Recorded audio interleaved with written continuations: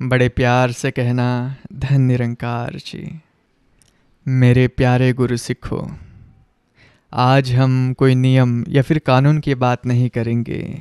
धर्म कोई जेल खाना नहीं है और सद्गुरु कोई जेलर नहीं। धर्म तो परम मुक्ति का मार्ग है संतो। और जब आप निरंकार के गोद में सद्गुरु के साए में बैठते हैं तो आप बंधनों को तोड़ने के लिए बैठते हैं, कोई नया बंधन बनाने के लिए नहीं। लेकिन अक्सर ऐसा होता है कि हम एक सोने की जंजीर को लोहे की जंजीर से बदल देते हैं और सोचते हैं कि हम आज़ाद हो गए। यात्रा बाहर की नहीं, भीतर की है। यह क्रांति भीतर घटित होनी है और इस भीतरी क्रांति के मार्ग में कुछ बाधाएं हैं, कुछ धूल की परतें हैं जो आपके दर्पण पर जम गई है। इन्हें पाप मत कहिए, इन्हें बस कमियां कहिए, ना समझी कहिए। आज हम ऐसे ही 10 कमियों पर बात करेंगे। अगर आप सच में एक गुरु सिख है, यानी कि गुरु के दिखाए रास्ते पर चलने वाले शिष्य, तो इन 10 जालों को पहचानना और काटना ही आपकी साधना है। तो चलिए, अपनी आंखें बंद मत कीजिए, बल्कि पहले बार अपनी आंखें पूरी तरह खोलिए और अपने भीतर झांकिए। पहली कमी, आध्यात्मिक अहंकार। यह सबसे सूक्ष्म, सबसे खतरनाक कमी है। दुनिया का अहंकार तो बड़ा स्थूल होता है संतो। मेरे पास धन है, पद है, सौंदर्य है, उसे पहचानना बड़ा आसान है। लेकिन आध्यात्मिक अहंकार बड़ा चालाक है। यह कहता है कि मैं एक निरंकारी हूँ, मैं रोज संगत जाता हूँ, मैं कितनी सेवा करता हूँ, मुझे तो ब्रह्म ज्ञान हुआ है, बाकी सब तो अज्ञानी है। यह मैं ही तो सारी समस्या की जड़ है संतो। आप निरंकार से जुड़े ताकि यह मैं मर जाए, लेकिन यह मैं अब निरंकार का ही चोला ओढ़कर और मजबूत हो गया है। कबीर ने इसलिए तो कहा था, जब मैं था तब हरि नाही, अब हरि है मैं नाही। जिस क्षण आपका मैं खड़ा होता है, उसी क्षण निरंकार ओझल हो जाता है। आपकी सेवा, आपका सिमरन, आपकी सत्संग, अगर वह आपके मैं को पोषित कर रही है तो आप एक सुंदर पिंजड़े में कैद हो रहे हैं। याद रखिए, सद्गुरु आपको मिटाने के लिए मिले हैं, सजाने के लिए नहीं। आपकी पहचान केवल इतनी है कि आप उस निरंकार का अंश है। जैसे बूंद की पहचान सागर से होती है, बूंद की अपनी कोई हस्ती नहीं। तो पहली बात, इस आध्यात्मिक अहंकार से सावधान, यह मीठा जहर है, जहर। दूसरी कमी, दिखावे की भक्ति। यह पहली ही कमी का परिणाम है।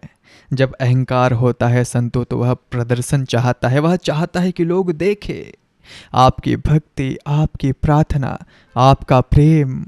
अगर लोगों की तालियों का मोहताज है तो संतो वह भक्ति नहीं, एक अभिनय है। आप संगत में बैठे हैं, आंखें बंद है, लेकिन मन देख रहा है कि कौन कौन मुझे देख रहा है। आप सेवा कर रहे हैं, लेकिन भीतर एक कैमरा चल रहा है जो रिकॉर्ड कर रहा है कि मेरी सेवा की कितनी सराहना हो रही है। यह तो एक सौदा हो गया संतो, यह प्रेम कहाँ रहा। संतों ने कहा है कि मन चंगा तो कठौती में गंगा। गंगा बाहर नहीं, आपके मन के पवित्रता में है। आपकी भक्ति एकांत में खिलने वाला फूल होनी चाहिए, जिसकी सुगंध अपने आप फैल जाए। उसे बाजार में बेचने की जरूरत नहीं। आप निरंकार के लिए जी रहे हैं या फिर दुनिया को दिखाने के लिए जी रहे हैं, यह प्रश्न अपने आप से पूछना संतो। अगर आपकी भक्ति को कैमरों की, लोगों की नजरों की जरूरत है तो आप अभी यात्रा से बहुत दूर है, बहुत दूर है। सच्ची प्रार्थना संतो हमेशा बंद दरवाजे के पीछे होती है, जहां सिर्फ आप होते हैं और आपका प्रभु होता है। तीसरी कमी है संतो, निर्णय करने की आदत। एक गुरु सिख का अर्थ है जिसने गुरु की नज़र से देखना सीख लिया हो। और गुरु की नज़र में कोई अच्छा या बुरा नहीं होता संतो, कोई ऊंचा या फिर नीचा नहीं होता। गुरु की नज़र तो सब में उसी एक निरंकार को देखती है। सिया राम मैं सब जग जानी, करहूँ प्रणाम जोरी जुग पानी। जब सब में वही राम, वही निरंकार है, तो फिर आप न्यायाधीश बनकर क्यों बैठ जाते हो। वह गुरु सिख ठीक नहीं है, उसने ऐसे कपड़े क्यों पहने, वह संगत में देर से क्यों आया, उसकी भक्ति सच्ची नहीं लगती। जिस क्षण आप किसी दूसरे पर उंगली उठाते हैं, आप भूल जाते हैं संतों कि आप भी उसी परम सत्ता का हिस्सा है। आपका निर्णय आपके भीतर की अज्ञानता को दिखाता है। यह दिखाता है कि आपको अभी भी दूसरा दिखाई दे रहा है। जिस दिन आपको हर चेहरे में सद्गुरु का चेहरा और हर अस्तित्व में निरंकार का वास दिखेगा, उस दिन निर्णय अपने आप गिर जाएगा। तब सिर्फ प्रेम बचेगा, करुणा बचेगी। तो अगली बार जब आपका मन किसी पर निर्णय देने को करे तो थोड़ा रुक जाना और अपने भीतर झांकना कि यह निर्णय का कांटा कहाँ से उठ रहा है। चौथी कमी है अतीत और भविष्य में जीना। सद्गुरु आपको यहाँ और अभी में जीना सिखाते हैं। निरंकार कोई अतीत की घटना नहीं और ना ही भविष्य का कोई वादा। निरंकार तो वर्तमान क्षण का जीवंत सत्य है। आपके सांस में, आपकी धड़कन में, इस पल में मौजूद है। लेकिन हमारा मन या तो अतीत की कब्रें खो देता है कि मेरे साथ ऐसा हुआ था, उसने मुझे यह कहा था, पहले कितना अच्छा समय था, या फिर भविष्य के हवाई किले बनाता है, ऐसा हो जाएगा तो मैं खुश होऊंगा, मुझे यह पाना है, मेरी यह चिंता है। अतीत एक लाश है और भविष्य एक कल्पना। इन दोनों के बीच जो जीवन का एक छोटा सा क्षण है वही सत्य है, और हम उसी क्षण को चूक जाते हैं।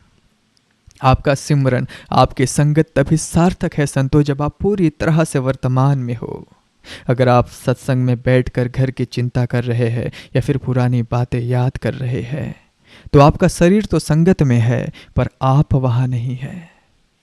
गीता में कृष्ण कहते हैं, वर्तमान में स्थित हो जा, जो है जैसा है उसे स्वीकार कर, क्योंकि यही एक क्षण है जहां पर परमात्मा से मिलन हो सकता है, मिलन हो सकता है। पांचवी कमी है शिकायत का भाव। यह बहुत गहरी आदत है। जीवन में कुछ भी हमारे मर्जी के खिलाफ हो, हम तुरंत शिकायत करने लगते हैं। मेरे साथ ही ऐसा क्यों होता है, भगवान मेरी सुनता ही नहीं। एक गुरु सिख का मूल मंत्र है, तेरा भाणा मीठा लागे, यानी कि जो तेरी इच्छा है वह मुझे मीठी लगती है, स्वीकार है। शिकायत का अर्थ है कि आप निरंकार के विधान से लड़ रहे हैं। आप कह रहे हैं कि आप गलत है, मैं सही हूं, मेरे हिसाब से होना चाहिए था। क्या यह अहंकार नहीं? अस्तित्व आपसे ज्यादा जानता है। जिस शक्ति ने करोड़ों सूर्य और तारों को संभाल रखा है, क्या वह आपकी छोटी सी जिंदगी को नहीं संभाल सकता? शिकायत आपके और निरंकार के बीच एक दीवार खड़ी कर देती है। यह अविश्वास का प्रतीक है संतो, मत करो। जहां समर्पण है वहां शिकायत नहीं हो सकती, वहां सिर्फ धन्यवाद का भाव होता है। जो मिला उसका धन्यवाद, जो नहीं मिला शायद वह मेरे लिए अच्छा नहीं था, इसलिए उसका भी धन्यवाद। इस भाव को शुक्राना कहते हैं संतो। जिस दिन आपके भीतर से हर शिकायत मिट जाएगी और सिर्फ शुक्राना बचेगा, समझ लेना कि आप गुरु सिख होने के मार्ग पर सही कदम बढ़ा रहे हैं। तो मेरे प्यारो, अब तक हमने इन 5 कमियों पर बात की है। आध्यात्मिक अहंकार, दिखावे की भक्ति, निर्णय का भाव, अतीत भविष्य की दौड़ और शिकायत का कांटा। अगर आपने ईमानदारी से अपने भीतर झांका है तो आपने उन्हें कहीं ना कहीं पाया जरूर होगा, और उन्हें पाना ही संतो उनसे मुक्ति की शुरुआत है। अब हम और गहरे उतरते हैं। अब हम उन 5 सूक्ष्म जालों की बात करेंगे जो अक्सर साधक को अंतिम छलांग लगाने से रोक देती है। यह यात्रा और भी निजी और भी भीतरी होने वाली है। बड़े ध्यान से सुनना, अपने मन के सारे दरवाजे खोलकर सुनना। छठी कमी, आसक्ति, अटैचमेंट। आप कहेंगे हम तो निरंकार से जुड़े हैं, हमें किस चीज़ की आसक्ति होगी? यही तो सबसे बड़ा भ्रम है। आसक्ति सिर्फ धन, परिवार या फिर संसार से नहीं होती। साधक को सबसे ज़्यादा आसक्ति अपने साधन से हो जाती है। आपको निरंकारी होने से आसक्ति हो जाती है। आपको संगत से, सेवा से, यहाँ तक कि सद्गुरु के भौतिक स्वरूप से भी गहरी आसक्ति, मोह हो सकती है। याद रखना, नाव सिर्फ नदी पार करने के लिए होती है, उसी प्रकार सद्गुरु, मिशन, संगत, यह सब एक सुंदर नावें है जो आपको भवसागर से पार ले जाने के लिए मिली है। लेकिन अगर आप नाव से ही मोह करने लगे और किनारे को भूल गए तो यात्रा कभी पूरी नहीं होगी। आपका लक्ष्य निरंकार है, निरंकारी का ठप्पा नहीं। गीता कहती है कर्मण्य अधिकारस्ते मा फलेषु कदाचन। कर्म करो पर फल से आसक्त मत हो। सेवा करो क्योंकि वह तुम्हारा स्वभाव है, आनंद है। उससे कोई पहचान, कोई पद, कोई सम्मान पाने की आसक्ति मत पालो। जिस दिन आपकी सेवा, आपका सिमरन, आपकी भक्ति बिना किसी आसक्ति के एक फूल की तरह खिलेगी जो बस अपनी सुगंध लुटाता है, उस दिन आप सही अर्थों में गुरु सिख हो। सातवीं कमी है भय यानी फियर। प्रेम और भय एक साथ नहीं रह सकते संतो। जहां प्रेम है वहां भय नहीं है, जहां भय है वहां प्रेम का केवल धोखा है। एक गुरु सिख जो जानता है कि यह निरंकार ही हर पल हर सांस में उसके साथ है, उसे भय किस बात का? मौत का भय? मौत तो शरीर की होती है और आप शरीर नहीं हो। अपमान का भय? आपकी पहचान तो निरंकार से है, उसे कौन अपमानित कर सकता है? कुछ खोने का भय? जब सब कुछ उसी का है तो फिर आपका तो कुछ था ही नहीं जो खो जाएगा। गुरुवाणी का महावाक्य है निर्भव निर्वेर, बिना भय के बिना वेर के। भय हमेशा भविष्य की कल्पना से पैदा होता है, कल क्या होगा। और गुरु सिख तो आज में जीता है, इस पल में जीता है। जिसके हाथ में सदगुरु का हाथ हो, जिसकी नज़र निरंकार पर टिकी हो, उसकी ज़िंदगी से भय ऐसे विदा हो जाता है जैसे सूरज के उगने पर अंधेरा विदा हो गया हो। तो अपने भीतर झांकना, आप किस किस चीज़ों से डरते हैं। आपके भय ही आपको बताते हैं कि आपकी आसक्तियाँ कहाँ कहाँ लगी हुई है। हर भय पर चोट करो, प्रेम की चोट करो। आठवीं कमी है संतो ज्ञान का बोझ, अनुभव का भाव।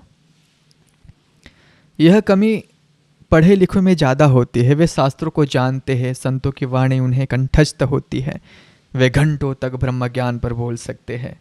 लेकिन यह सब उधार है, तोते की तरह रटा हुआ। ज्ञान और अनुभव में उतना ही फर्क है जितना जल शब्द और प्यास बुझाने वाले असली जल में होता है। आप जल जल चिल्लाकर अपनी प्यास नहीं बुझा सकते।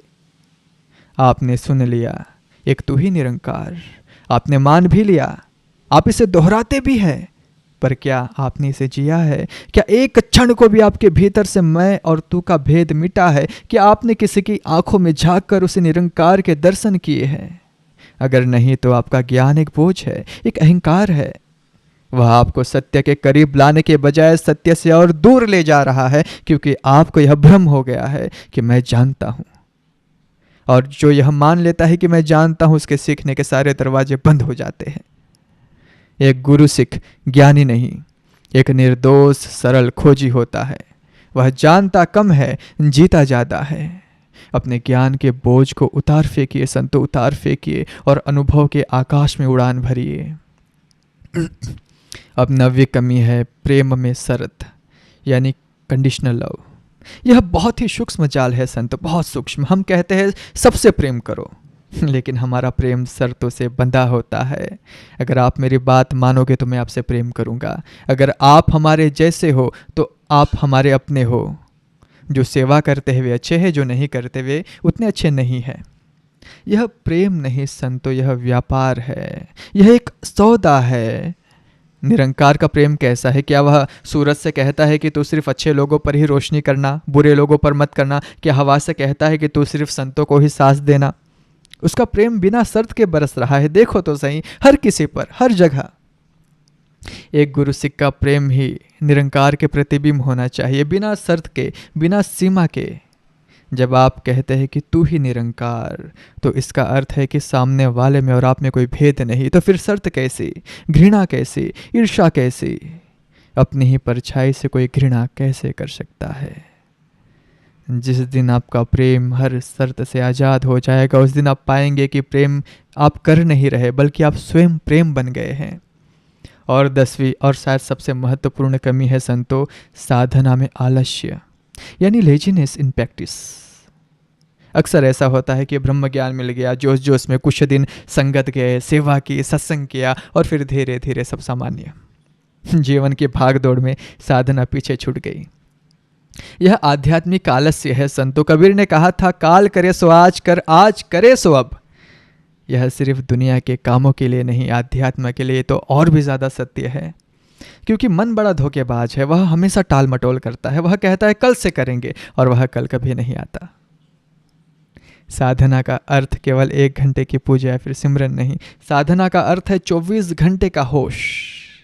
आप चल रहे हैं, खा रहे हैं, बात कर रहे हैं, हर पल आपको उस निरंकार की याद बनी रहे, आपकी हर सांस सिमरन बन जाए, आपका हर कर्म सेवा बन जाए, और आपका पूरा जीवन ही एक जीवंत संगत बन जाए। इसके लिए सतत प्रयास चाहिए, एक प्यास, एक लगन चाहिए। जैसे एक प्रेमी अपने प्रेमिका को एक पल भी नहीं भूलता, वैसे ही गुरु सिख को निरंकार की याद हर पल बनी रहनी चाहिए। इस आलस्य को तोड़ना ही सबसे बड़ी तपस्या है। तो मेरे प्यारो, यह है वह 10 कमियाँ, 10 धूल की परतें: अहंकार, दिखावा, निर्णय, अतीत भविष्य शिकायत, आसक्ति, भय, ज्ञान का बोझ और शर्तयुक्त प्रेम और आलस्य। यह कोई सूची नहीं है जिससे आपको डरना है, यह एक दर्पण है जिसमें आपको स्वयं को देखना है। यह कोई पाप नहीं, बस नासमझी है, और हर नासमझी को होश की एक किरण से मिटाया जा सकता है। सद्गुरु ने आपको ज्ञान की यह मसाल दी है, ब्रह्म ज्ञान दिया है। अब इसका उपयोग अपने भीतर के अंधेरे को रोशनी करने के लिए कीजिए।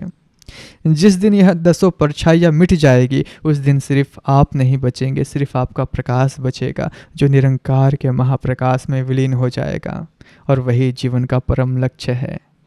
अगर कहने समझाने में कोई त्रुटि हुई हो तो दास को क्षमा करना, बड़े प्यार से कहना। धन्य निरंकार जी।